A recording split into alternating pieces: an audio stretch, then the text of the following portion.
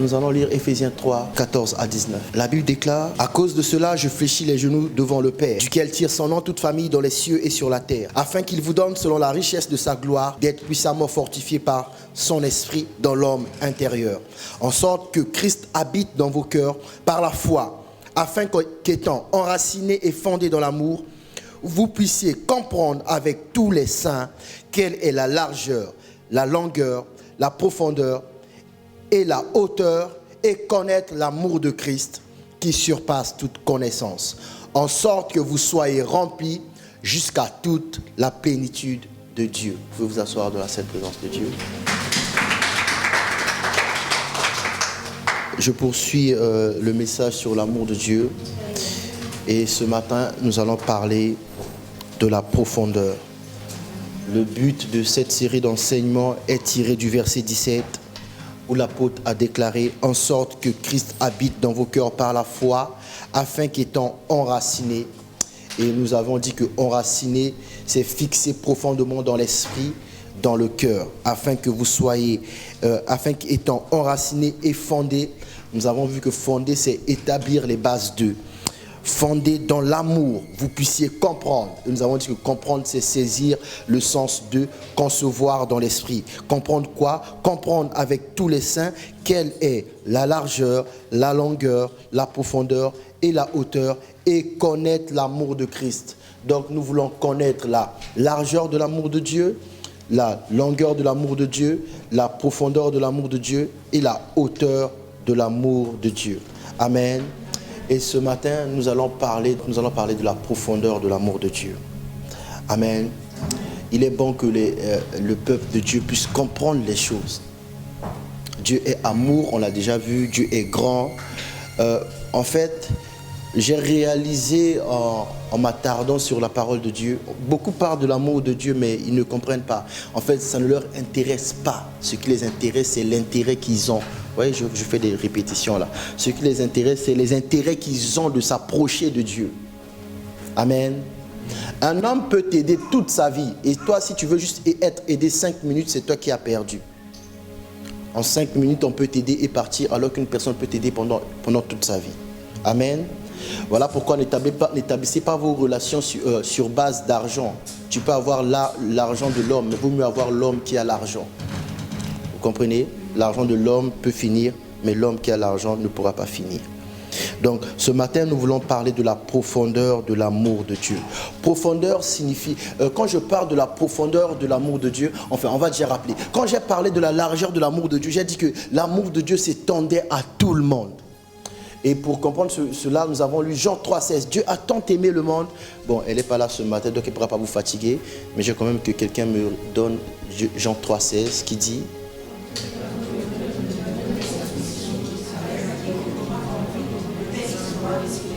Donc, Dieu a tant aimé le monde. Des fois, nous disons c'est mon Dieu. On oublie le plus important. C'est le Dieu de tout le monde.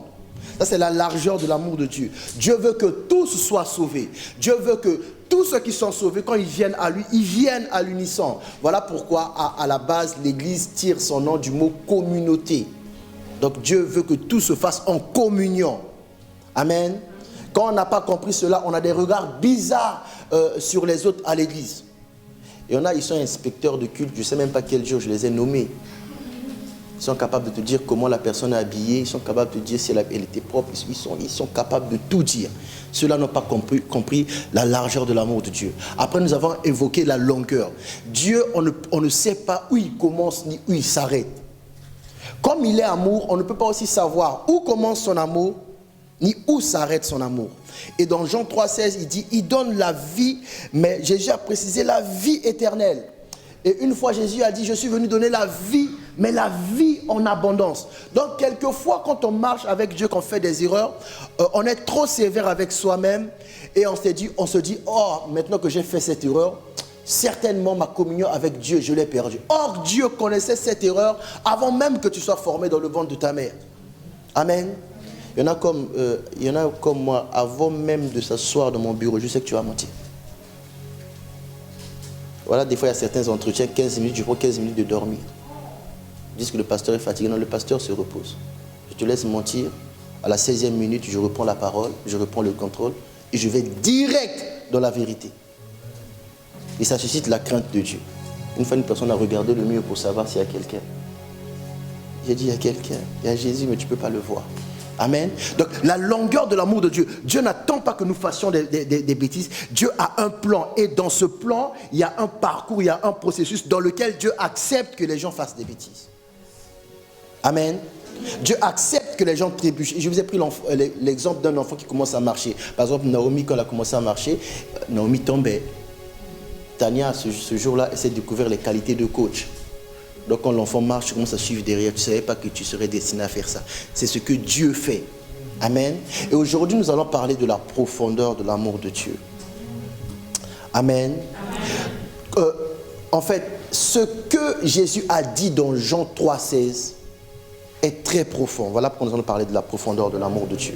Quand on parle de la profondeur de l'amour de Dieu, on veut dire, on entend nécessairement deux mots, deux notions qui viennent de la profondeur de l'amour de Dieu. Libre et gratuit. Dis après moi, libre et gratuit. Libre et gratuit. Non, on dit plus fort, libre et gratuit. Libre et gratuit. On a dit Dieu a tant aimé qu'il a donné. On n'a pas dit Dieu a tant aimé qu'il a vendu. On a dit Dieu a tant aimé qu'il a donné, afin que quiconque. Amen. À ce moment-là, Jésus ne parle pas que des Juifs à Nicodème. Jésus parle de tout le monde. Afin que quiconque. Donc, dans la profondeur de Dieu, il y a la notion de libre et gratuit. Amen. L'amour de Dieu est libre et gratuit. Je ne sais pas si vous avez déjà été à des concerts où c'est marqué entrée libre et gratuite. La première fois que j'ai lu cette expression, c'était mon épouse qui m'a donné ça. Il a dit, on va mettre sur la fiche de nos conférences entrée libre et gratuite. Mais moi, je me disais, mais c'est la même chose. C'est la même chose, non? Libre et gratuite, c'est la même chose, non? Non, c'est pas la même chose. Vous allez comprendre que c'est pas la même chose. Écoutez la définition. Nous parlons de la profondeur de l'amour de Dieu. Écoutez la définition de libre. Libre, c'est qui n'est pas en captivité. Donc, la vie que Dieu donne, ce n'est pas une vie qui est en captivité. C'est une vie qui n'est pas en captivité, ok? Libre signifie aussi qui a le pouvoir d'agir selon sa volonté. C'est-à-dire, quand Jésus sauve quelqu'un, Jésus ne lui enlève pas sa volonté. Jésus lui laisse toujours le choix. Contrairement à un démon, quand il t'a saisi, la domination commence. Un démon, quand il t'a saisi, l'oppression commence. Un démon, quand il t'a saisi, tu ne peux plus faire ce que tu veux. Tu fais ce qu'il désire. Or, dans l'amour de Dieu, c'est libre. Donc, je disais donc, libre, c'est qui a le pouvoir d'agir selon sa volonté. En fait, Dieu sauve l'homme et puis le laisse encore faire comme il veut. Et quand on n'a pas compris ces choses, on va encore pécher. Or que le péché ramène le joug. Ok? Libre signifie qu'il ne subit pas de domination. C'est-à-dire, ce que Dieu donne, quand tu reçois la légèreté, la paix et la joie. Il n'y a aucune domination, il n'y a aucune limitation. Même les anges que tu ne vois pas ne peuvent pas t'empêcher d'entrer dans la présence de Dieu. Parce que c'est libre. Amen. Dieu, ça ne l'intéresse pas de t'imposer, de lui dire je t'aime aussi. Dieu veut que tu lui dises je t'aime aussi de façon libre. Car là où il y a la liberté, il y a le véritable amour. Vous comprenez ça? Là où il y a la liberté, il y a le véritable amour. Nous sommes descendants d'un peuple bizarre. Vous savez ça? La plupart de nos arrière grands-parents ont été victimes, surtout les dames, ont été victimes du mariage forcé. Tu as 14 ans, on te prend, on te ramène chez papa de 45 ans là-bas, comme un colis, ouf, on te donne. Ok? Donc tu grandis avec quoi? Tu arrives à 30 ans, toi-même à 16 ans, tu avais déjà fait un enfant. Le jour où ton enfant a 14 ans, tu prends aussi ton enfant, tu vas déposer sur un autre vieux. Bouf! Et quand on la tape là-bas, tu dis, moi aussi on me tape. Vous comprenez? Et nous sommes les descendants de ces gens-là. Si vous ne réalisez pas ça, vous oubliez ça, vous occultez ça, vous aurez des problèmes. Voilà pourquoi les gens d'un certain peuple, ça ne les dérange pas d'avoir leur femme tapée. Vous allez voir vos mamans même aujourd'hui, là, dans le monde moderne, quand on te tape, la maman va dire, moi aussi ton père m'avait tapé. Or, ce n'est pas normal. Il n'y a pas d'amour. En parlant, moi quand j'étais jeune, je parlais beaucoup avec les mamans. En parlant aux mamans, j'ai découvert qu'il y en a qui sont tombés amoureux dans le mariage. Ils se sont mariés aujourd'hui, 10 ans après, ils ont commencé à s'aimer. Des fois, quand j'ai regardé leur enfant, je me suis dit, est-ce que je dis à mon cousin que quand il est né, sa mère n'aimait pas son père? Dieu, c'est pas comme ça. Dieu, dès le départ, c'est une question, je t'aime. Dieu est un dragueur. Hein, Christian? Il te dit, je t'aime. Et puis toi, tu commences à faire la belle. Je sais pas. Vous voyez, quand les gens sont libres, hein, ils commencent à marcher tellement ils ne marchaient pas. Dieu dit, je t'aime. Dis-moi, je t'aime en retour. Je sais pas. Je vais réfléchir. Tu aimes Jésus? Oui. Pourquoi tu ne le suis pas? Je vais réfléchir. Vous ne vous rendez même pas compte que ça, vous êtes en train de jouir de la liberté de Dieu. Le diable, il n'y a pas, tu vas réfléchir. Dès qu'il t'a lié, il t'a lié. Vous allez voir les gens dans la rue, on dit, va évangéliser. Il est motivé pour évangéliser. Il arrive devant le païen pour dire Jésus là. Il commence à trembler. Oh, tu connais notre pasteur, on a une église, notre pasteur... Non, moi je ne t'ai pas dit d'aller présenter le pasteur. Va présenter Jésus. La profondeur de l'amour de Dieu. L'amour de Dieu est libre. Vous comprenez? Là où il n'y a pas la liberté, il n'y a pas d'amour. Vous comprenez? Voilà pourquoi à une époque, quand on voulait une belle fille, on ne demande pas son avis. On ramène seulement 2 troupeaux de cabris, de chèvres, on donne au papa. Le papa, je ne sais pas si c'est un meurtrier d'origine ou... Dès qu'il a reçu ces troupeaux-là, prends la fille que tu veux. Ne rigolez pas. Hein? Vos mamans là savent de quoi je parle. L'Europe a délivré plusieurs mamans. Oui, je vous dis, l'Europe a délivré plusieurs de vos mamans. J'étais là-bas, j'ai vécu des choses, j'ai vu. Libre et gratuit. Gratuit signifie que l'on donne sans faire payer. Personne n'a jamais payé Dieu. Personne ne peut payer Dieu. Gratuit signifie que l'on reçoit sans avoir payé. Nicodème voulait entrer au ciel. Jésus dit, oh, mais c'est simple, c'est facile. Il faut me recevoir, il faut naître de nouveau. Nicodème n'a pas compris. Jésus est en train de lui parler de la profondeur de l'amour de Dieu. C'est libre et gratuit. Donc, tu n'as pas besoin d'une carte VIP. Tu n'as pas besoin de connaître quelqu'un qui est dans le gouvernement. Tu n'as pas besoin d'être de l'ethnie des gens qui sont au pouvoir. Tu as seulement besoin d'accepter. Et quand tu as accepté, tu as l'amour de Dieu. Vous comprenez? Et ce que j'aime bien le message de ce matin, c'est que quand tu as reçu l'amour de Dieu et que tu expérimentes la profondeur qui est symbolisée par 2 mots, libre et gratuit, tu ne peux pas rester captif. Non, tu n'as pas dit amen bien. Amen. Tu ne peux pas rester captif. Parce que si tu es captif, tu ne pourras pas exprimer librement ton amour vers Dieu. Dieu ne va jamais tolérer que son fils a souffert à la croix et qu'un homme qui l'ait reçu ne soit pas apte à lui dire je t'aime avec facilité. C'est là qu'intervient la délivrance. Vous comprenez? Dieu te délivre, pas parce que tu es trop belle, pas parce que tu es trop beau. Dieu, le premier but de la délivrance, c'est pour que tu puisses lui dire je t'aime librement. Vous comprenez? Il y a des gens, ils veulent marcher avec le Seigneur. Il y a une certaine lourdeur. Dieu va venir dire, qu'est-ce qui empêche ma fille, mon fils de me dire je t'aime librement? Dès qu'on va voir qu'il y a une force qui s'oppose au plan de Dieu, Dieu agit. Et Jésus avait dit, mon Père dans les cieux agit. Moi aussi sur la terre, j'agis encore. Ok? Et je vous précise aussi que mon Seigneur dans les cieux agit, puisque la Bible dit, il intercède. Et moi sur la terre, j'agis encore. Amen. Voilà pourquoi ce matin nous allons agir. Amen. Vous comprenez? C'est gratuit. Tu n'as une dette à personne. Ouais, des fois quand je m'embrouille avec des gens, je dis, Seigneur, merci, heureusement que c'est toi qui m'as sauvé. Il y a certaines personnes, quand vous êtes embrouillé avec eux, là, il faut remercier Dieu. La façon dont ils s'énervent, la façon dont ils gardent rancune. Si c'était eux qui vous avaient sauvé, ce jour-là, je crois que les gens allaient créer un nouveau verset. J'annule l'œuvre de la croix. Donc la personne a dit, tu vois là-bas, je descends, tu repars là-bas. Donc à chaque fois que quelqu'un me déçoit, la première prière que je dis, Seigneur, ah merci, heureusement c'est toi qui m'as sauvé. Heureusement c'est toi qui m'as quelque chose qui a un prix que vous ne connaissez pas le coût. Dieu te donne gratuitement. Dieu t'aime profondément. La Bible déclare, il a regardé dans son royaume, il n'a pas trouvé quelqu'un de fidèle, il a trouvé son propre fils. Vous vous rendez compte? Quelqu'un qui donne son propre fils, le fils unique, ça signifie que son avenir s'arrête.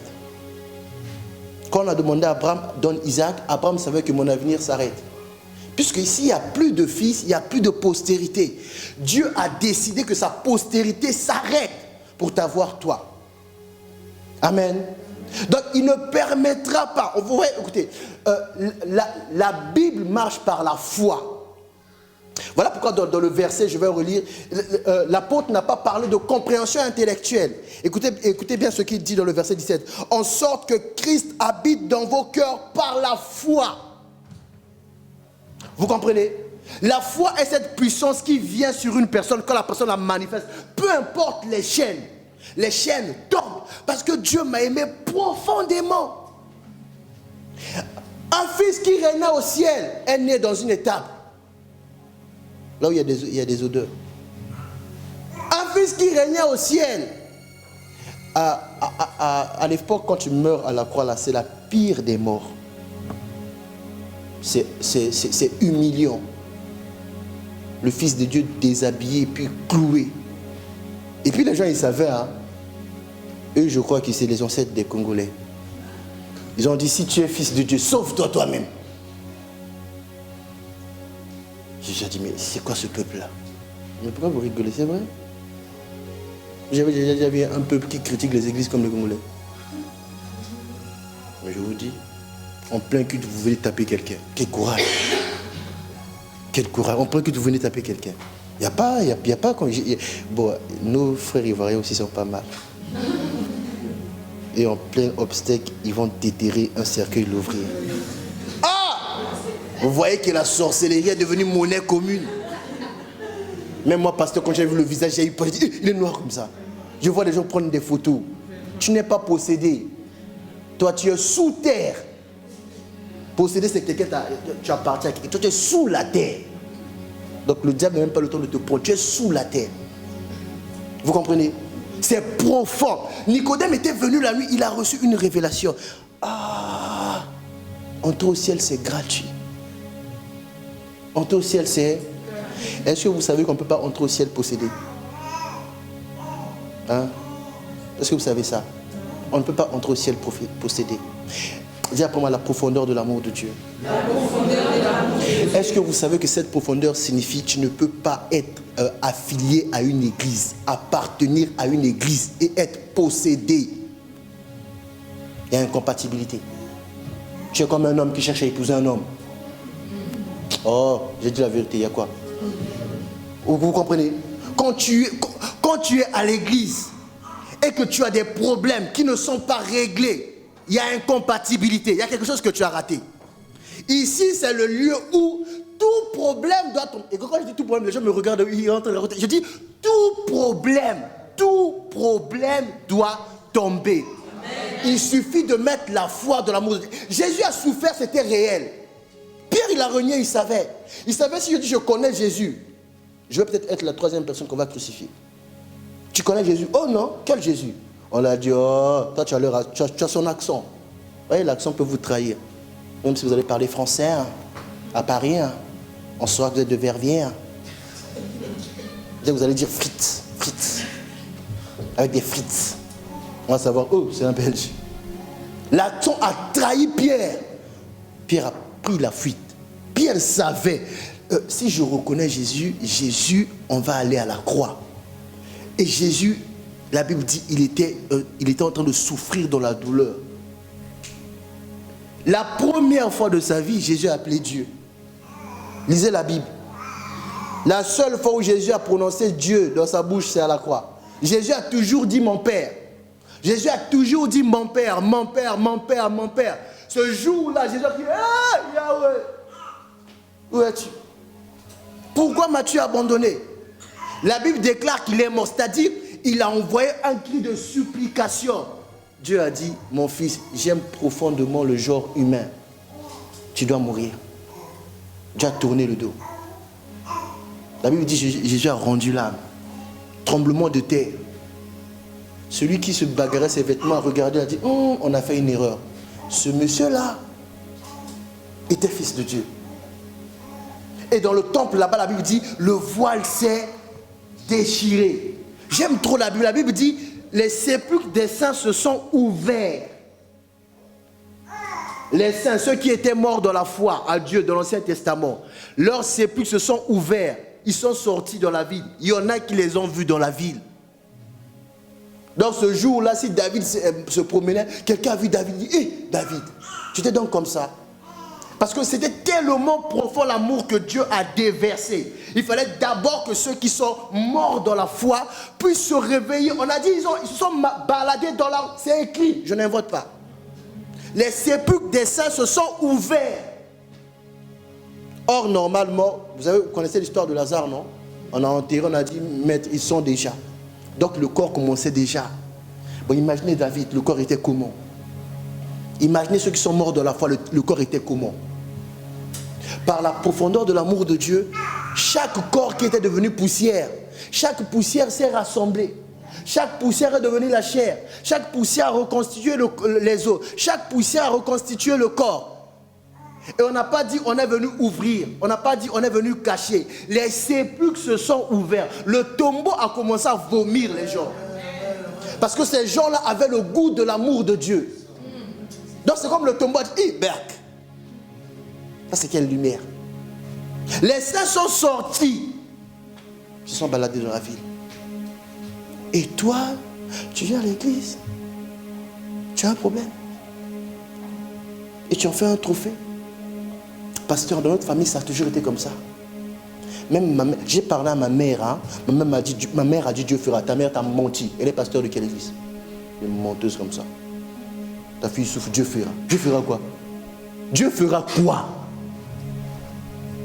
Les gens qui sont morts dans la foi, Dieu a juste regardé le fait qu'ils soient morts dans la foi. Ils ne savaient même pas qu'il y aurait un Jésus qui va mourir pour eux. Mais quand Jésus est mort pour eux, la Bible dit, les sépulcres se sont ouverts. Gratuitement, un revenant est revenu à la vie. Vous imaginez un peu? Imaginez la croix, c'était aujourd'hui, je croise mon grand-père. Je vais abandonner le pasteur. Je dis, être pasteur, c'est ça. Bon, lui, je ne suis pas sûr que je le croise. Hein?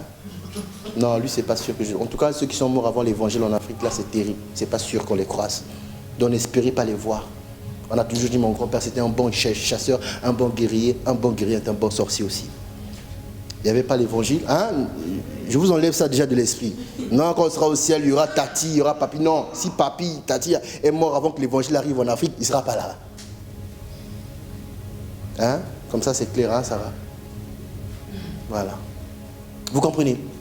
La profondeur de l'amour de Dieu. Gratuit. Vous n'aimez pas ce qui est gratuit, vous?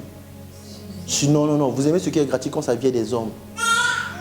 Resto gratuit, voiture gratuite, bisous gratuits, vêtements gratuits, compliments gratuits. Bon, maison, c'est jamais gratuit. Non. Ouais, si un homme te donne une maison, c'est que tu es une vraie femme. Maison, c'est jamais gratuit.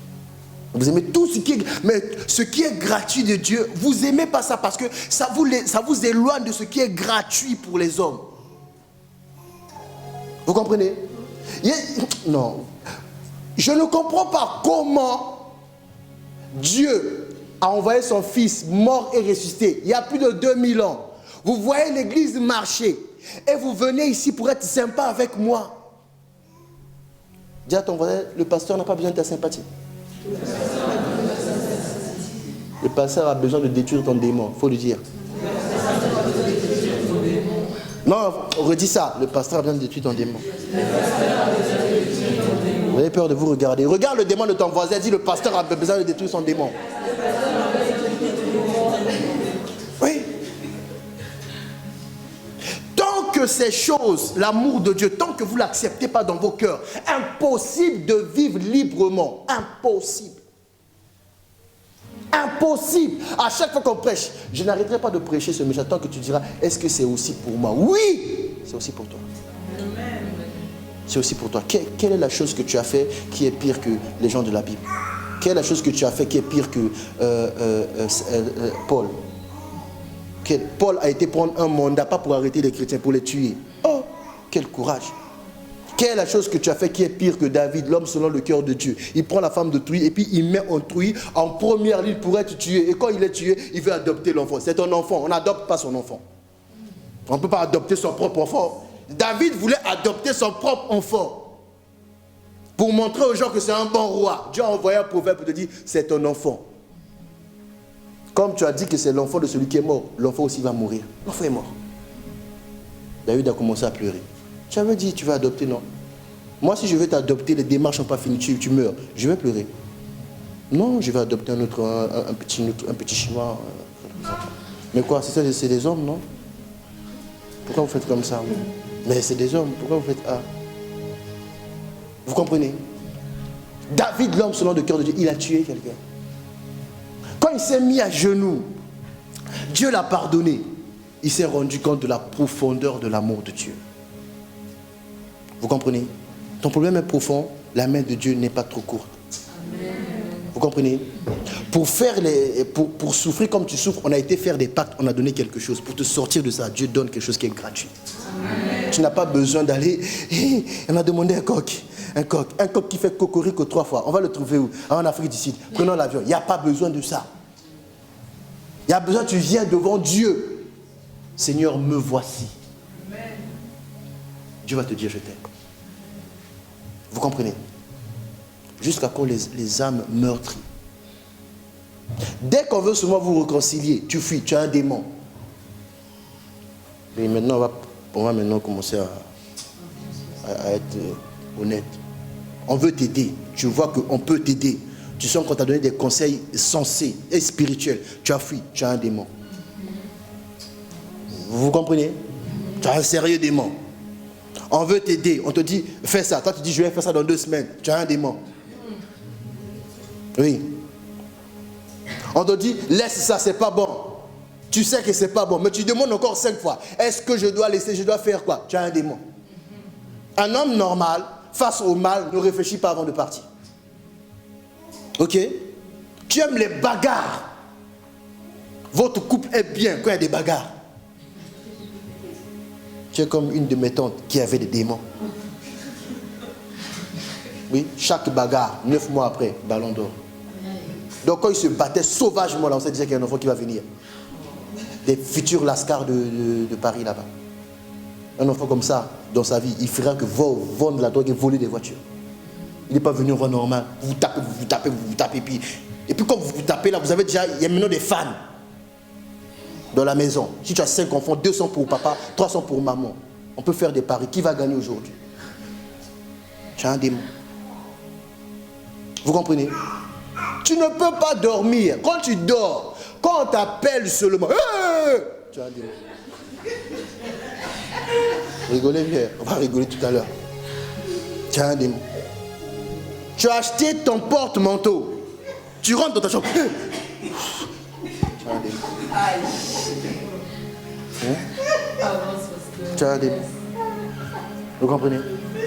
On te voit un truc qu'on a volé. Tu commences à réfléchir. Est-ce que c'est bien? Est-ce que c'est pas bien? Tu as un démon. Vous comprenez? Tu as un démon. Quelqu'un s'est marié, toi tu vas à son mariage dans le but qu'on te remarque toi. Tu dis on te remarque, tu as menti, tu veux que le marié te remarque toi. Tu as un démon. Tu as un démon. Tu danses sur la piste, tu te trémousses, tu transpires, on dirait que c'est ta fête. Tu as un démon. Oui? Tu as un démon. Toi, le cadeau, tu ne veux pas le faire devant tout le monde. Toi, le cadeau, tu veux faire en privé. Et moi, j'ai un cadeau spécial là. On peut aller dans un coin. Si vous voulez mentir aux gens. Tu fais des choses par comparaison. Rien ne te suffit. Le contentement, tu ne connais pas. Tu es sous l'art des choses physiques. Il y en a qui sont sous l'art de l'alcool. Toi, c'est les choses physiques. On peut t'inviter au resto 5 fois par 5 personnes différentes. Tu vas dire oui les 5 fois. Toi, dès que c'est manger resto, tu dis oui d'office. Tu es un démon. Oui.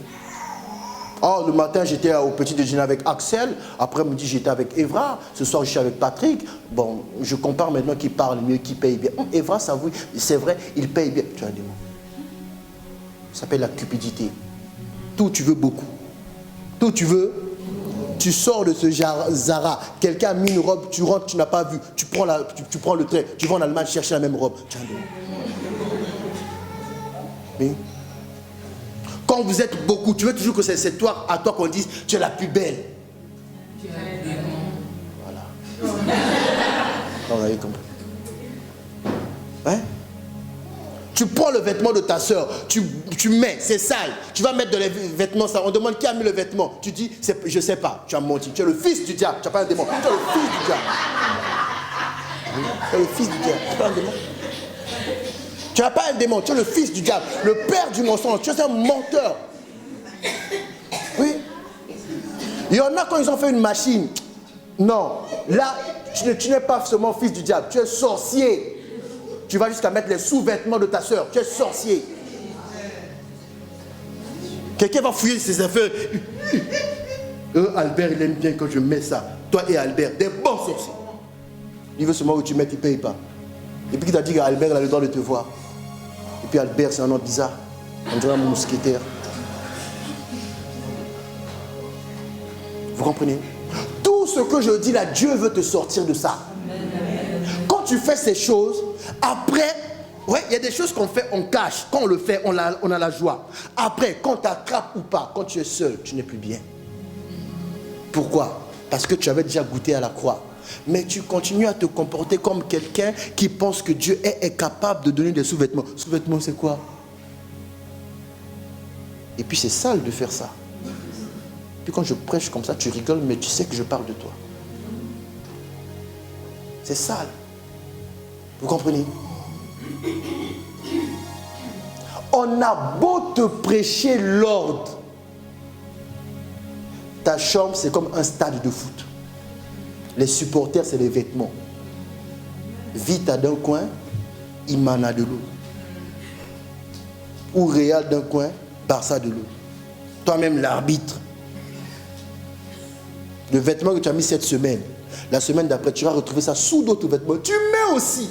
Et te voilà venant au culte toute pompette, avec parfum. Tu as un démon. Hein? Ranger l'ordre, c'est Dieu. Tu sais que tu ne ranges pas. Tu sais que c'est ta mère qui range. Mais malgré ça, quand on est venu ranger, tu viens, tu enlèves ton t-shirt, tu jettes là-bas. On dirait, je sais pas, on dirait, toi tu es catcheur quoi. On dirait, tu as présenté, on a mis ta musique, tu rentres, toi tu fais ton show, tu jettes là-bas. Mais tu sais que c'est ta mère qui range derrière. Chaque fois, tu fais ça. Chaque fois, tu as un démon. C'est pas possible. Tu as faim, tu sais pas mettre le jambon dans le pain. Il y en a même goûté si c'est bon. Maman goûte d'abord. Tu as un démon.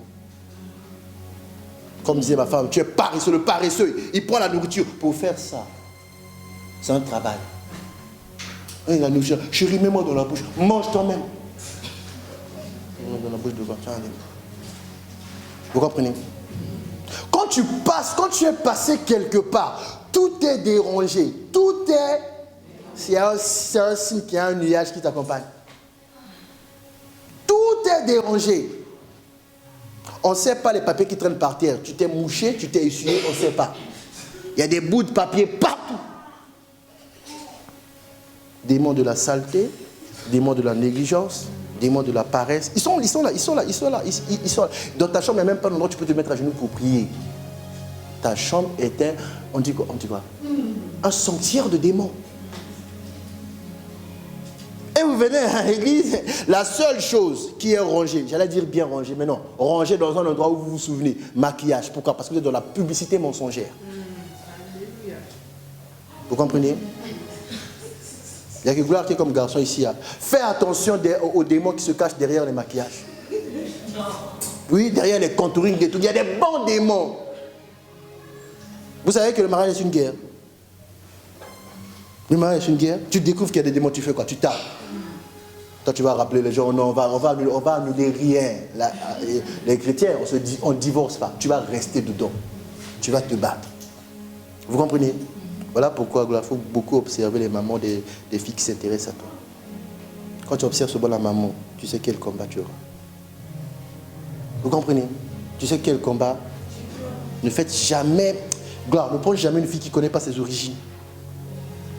Problème. Ton père vient d'où? Oh, du Congo. Quelle patrie? Je ne sais pas, mais du Congo. Ta mère? Ma mère aussi du Congo. Mais d'où? Je ne sais pas. C'est tous les mélanges bizarres là. Oh, mon grand-père était malgache avec allemand. Oh, ça là là. Ça, c'est compliqué.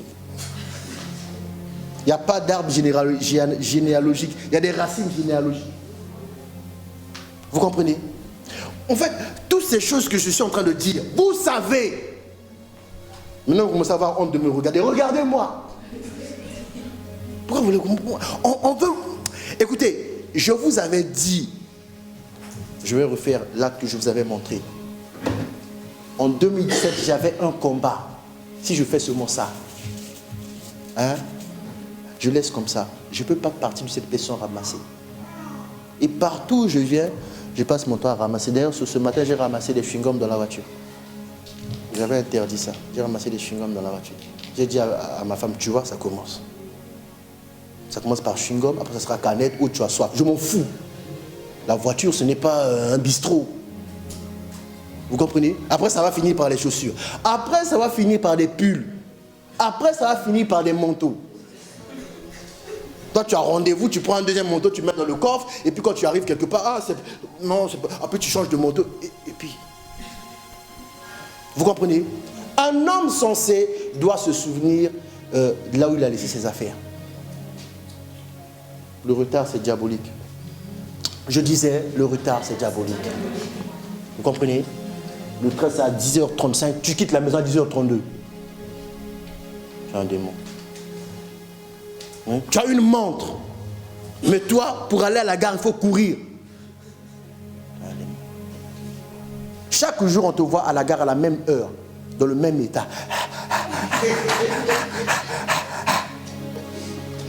Pourquoi? J'ai couru. J'ai un problème. Ouais, écoutez, ces choses, vous trouvez que c'est naturel.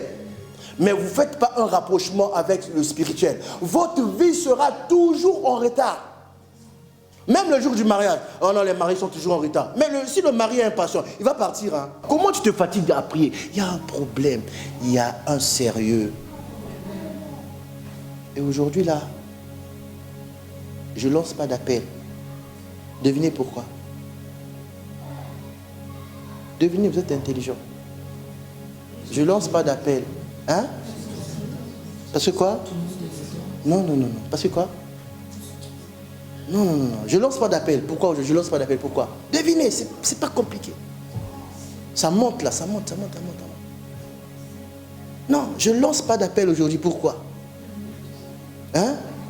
Non, je viendrai à tout le monde aujourd'hui. Personne ne sort de cette église sans que je prie pour lui aujourd'hui. Si moi je suis pasteur, sors.